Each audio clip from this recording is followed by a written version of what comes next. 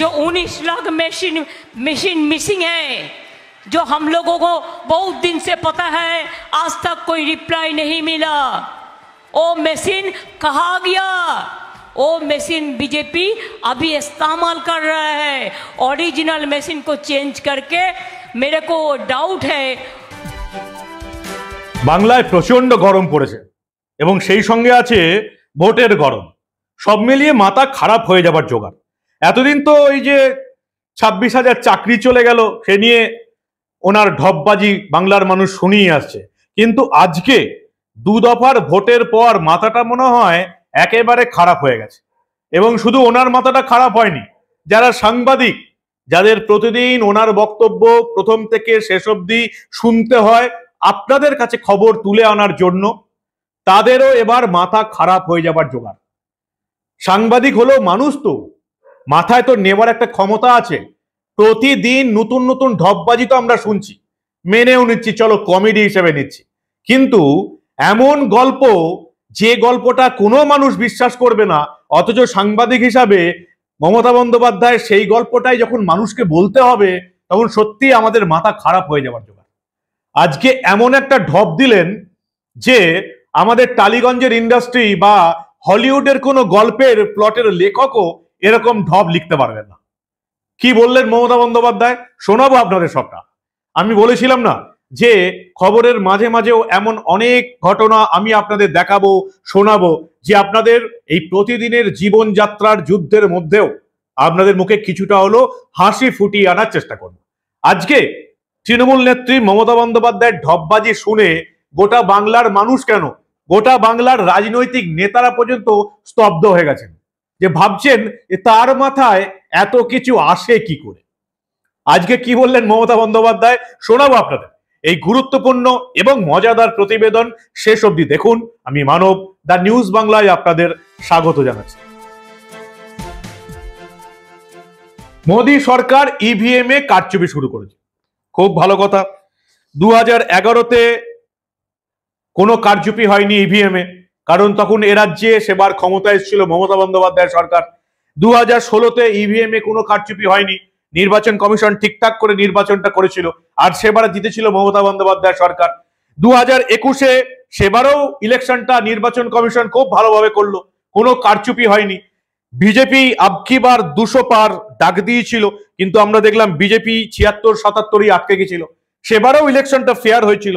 এবারে 2024-এ একেবারে ইভিএম এ কারচুপি হচ্ছে, এবং সেটা কে করছে? ইলেকশন কমিশন করছে। স্বাভাবিক ব্যাপার। এই পর্যন্ত শুনে আপনাদের নিশ্চয়ই মনে হচ্ছে যে হ্যাঁ, এটা মমতা বন্দ্যোপাধ্যায় বলতেই পারেন, খুব স্বাভাবিক ঘটনা। এইবারে আজকে তিনি কি বললেন? আজকে বললেন 19 লক্ষ ইভিএম নিখোঁজ হয়ে গেছে, ইভিএম গায়েব। সেটা কত? 19 লক্ষ। এবং বিজেপি কি করছে জানেন? গুজরাটের ভোটের যে সমস্ত ইভিএম গুলো ছিল সেইগুলোর সঙ্গে বাংলার যে সমস্ত লোকসভা ভোটের বুথে ভোট হয়েছে সেই ইভিএম গুলো চেঞ্জ করে দিচ্ছে। ভাবুন একবার, বাংলায় আলাদা আলাদা লোক দাঁড়িয়েছে, তৃণমূলে আলাদা দাঁড়িয়েছে, বিজেপিতে আলাদা দাঁড়িয়েছে, অন্যান্য প্রার্থী আছে, বিজেপি শাসিত অন্য রাজ্য যেখান থেকে নাকি ইভিএম আনা হয়েছে, বিজেপি ইভিএম এনেছে, নির্বাচন কমিশন ইভিএম নিয়ে এসছে, সেখানে আলাদা প্রার্থী, আলাদা বুথ, আলাদা ভোটার, আলাদা ভোটারের সংখ্যা, এবং সেখানে যারা নির্বাচন নিতে যাচ্ছেন তাদের সই সাবুত গালা দিয়ে আটকানো থাকছে, সেটা চলে যাচ্ছে ইভিএম সেন্টারে। তার মধ্যে আবার টিভি আছে, সিসিটিভি লাগানো আছে।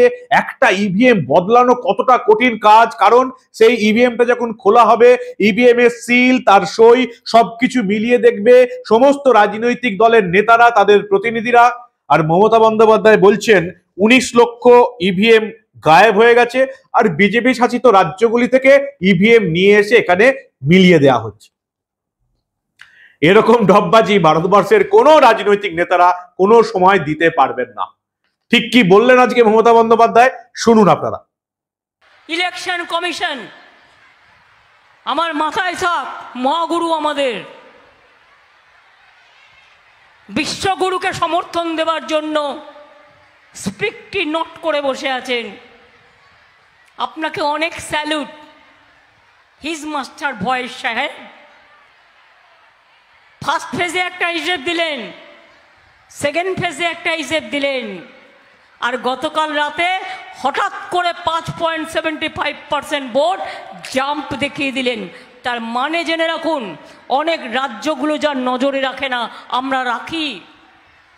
সব রাজ্যগুলোকে may I request all the opposition parties and the state parties belongs to all the states, please take care about your EVM machine and please take care about your counting center, because 19 lakhs EVM machine are missing so long. আমি এটা ইংরেজিতে বললাম এই কারণে যাতে সবাই জানতে পারে, সারা দেশের লোক। What BJP has started? They can change the EVM machine. Gujarat is their state. In our state, central force is there. In the name of central force, they are torturing. But I am not against of central force. আমি শুধু তাদের request করব, आपका बहुत दिन चाकरी है, आप देख लीजिए, बीजेपी नहीं आएगा, नहीं आएगा, नहीं आएगा। वो जो बोलेगा उसका बात ध्यान मत दीजिए, आप आपका काम कीजिए। কেন মমতা বন্দ্যোপাধ্যায় এটা বললেন? আমরা দেখলাম ইলেকশন শুরু হওয়ার পর বেশ কয়েকটা দিন পর তারা এই দু দফায় কত ভোট পড়েছে সেটা জানানো হলো। যেমন আজকে জানানো হয়েছে যে জলপাইগুড়িতে সবচেয়ে বেশি ভোট পড়েছে 83.66%, কোচবিহার 82.16%, রাজ্যে ভোটের হার কম হার দার্জিলিং এ, সেখানেও ভোট পড়েছে 74.76%। ভোটের উপর এই রাজ্যে ভোটের হার অত্যন্ত বেশি। একমাত্র ত্রিপুরা ছাড়া পশ্চিমবঙ্গে ভোট দানের হারের দিক দিয়ে ত্রিসীমানায় কেউ নেই। বাকি সমস্ত রাজ্যে ভোটের হার অনেক কম এবং খুব স্বাভাবিক ঘটনা। ওই 4-5% এদিক ভোট হয়েছে। বাংলাতে, ভারতবর্ষের অন্যান্য রাজ্যের মধ্যে বাংলাতে ভোট অত্যন্ত বেশি হয়, সেটাই কয়েকদিন পরে জানিয়েছে নির্বাচন কমিশন। অর্থাৎ নির্বাচন কমিশন ভোটের দিন যেটা জানিয়েছিল তার চেয়ে হিসেব বেড়েছে প্রায় 6%। আপনারা জানেন 5টার সময় একটা হিসেব দেওয়া হয়, তারপরেও অনেক অসংখ্য মানুষ লাইনে দাঁড়িয়ে থাকেন। যতক্ষণ লাইনে মানুষ দাঁড়িয়ে থাকবে ততক্ষণ ভোট হবে। ভোটের পর কয়েকদিন পরেই আসল চিত্রটা জানা যায় যে একেবারে শেষ অবধি কত মানুষ ভোট দিল। আর সেটাকেই কেন্দ্র করে মমতা বন্দ্যোপাধ্যায় বলছেন 19 লক্ষ ইভিএম নিখোঁজ হয়ে গেছে। সেই ইভিএম গুলো সন্ধান করছেন মমতা বন্দ্যোপাধ্যায়। কাগজে বিজ্ঞাপন দিলে কেমন হয়? 19 লক্ষ ইভিএম নিখোঁজ। তারপরে তিনি নির্বাচন কমিশনকে এক হাত নিয়ে বললেন যে একেবারে বিজেপির নির্বাচন কমিশন হয়ে গেছে এবং বিজেপি শাসিত রাজ্যগুলো থেকে নাকি ইভিএম এসে এখানে চেঞ্জ করে দেওয়া হচ্ছে। সেটা যে কিভাবে সম্ভব সেটা একমাত্র মমতা বন্দ্যোপাধ্যায় জানেন। আর কি বললেন তিনি শুনুন আপনারা। আমি সবাইকে বলবো, বিজেপি কি করছে জানেন? बीजेपी क्या कर रहा है देश भर?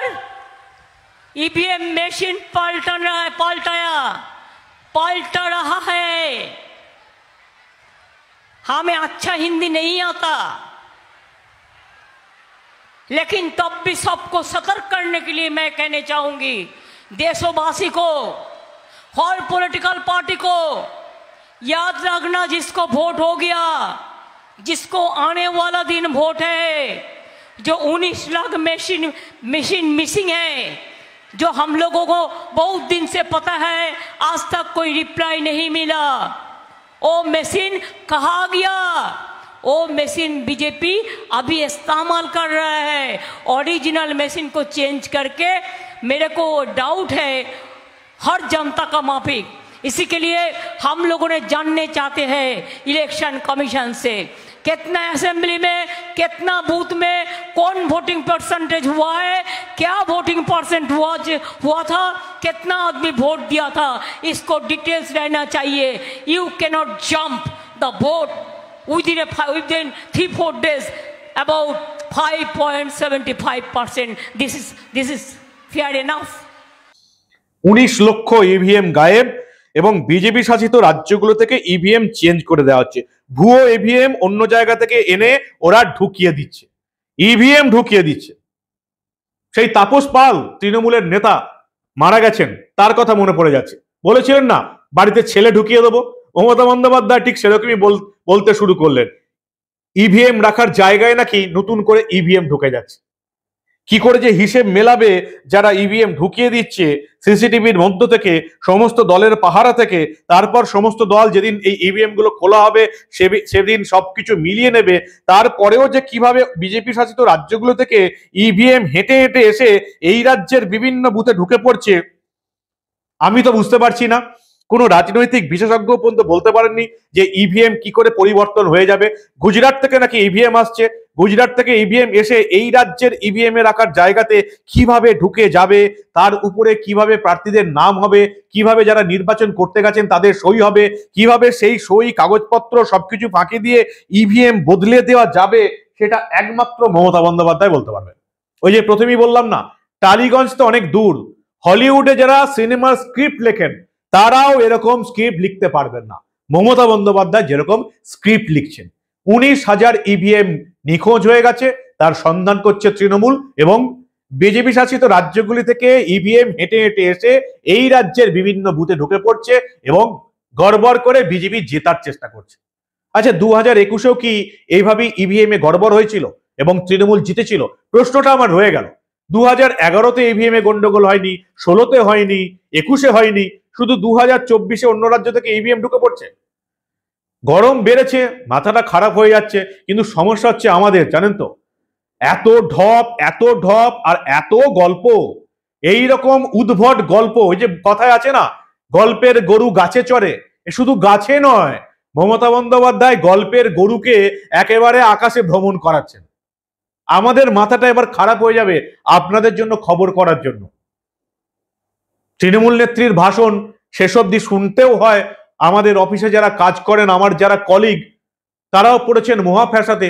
একে তো অতিরিক্ত গরম, তার উপরে মমতা বন্দ্যোপাধ্যায় এরকম উদ্ভট ভাষণ, যে ভাষণের কোনো মাথা মুন্ডু লেজা আগা কিচ্ছু নেই। 19 লক্ষ ইভিএম নিখোঁজ হয়ে গেছে এবং বিজেপি শাসিত রাজ্যগুলো থেকে ইভিএম এসে ঢুকে পড়ছে এই রাজ্যে। ভাবুন, এরকম উদ্ভট গল্প আর কতদিন আমরা শুনতে পারবো? সুস্থ কতদিন থাকতে পারবো মমতা বন্দ্যোপাধ্যায়ের এই ভাষণ শুনে? সেটাই এখন সবচেয়ে বড় প্রশ্ন হয়ে দাঁড়িয়েছে। কি বলেন আপনারা? আমরাও কি পাগল হয়ে যাব ওনার মতন? এরকম ঢপবাজি শুনতে শুনতে আমরা আপনারা এই রাজ্যের প্রতিটি মানুষের এবার পাগল হয়ে যাবার জোগাড়। কি বলবেন আপনারা? কেমন লাগলো আজকের গল্পটা? 19 লক্ষ ইভিএম নিখোঁজ, সন্ধান করছেন তৃণমূল নেত্রী, এবং গুজরাট, উত্তরপ্রদেশ থেকে ইভিএম এসে নির্বাচন কমিশন এই রাজ্যে নাকি ঢুকিয়ে দিচ্ছে। আপনাদের মূল্যবান এবং গুরুত্বপূর্ণ মতামত জানান দা নিউজ বাংলার কমেন্ট সেকশনে, আর দেখতে থাকুন দা নিউজ বাংলা। আমরা ভোটের খবরের পাশাপাশি এরকম অনেক মজাদার কমেডি আর উদ্ভট নিউজ আপনাদের সামনে হাজির করব, কোনো ঘটনা চেপে রাখতে দেব না।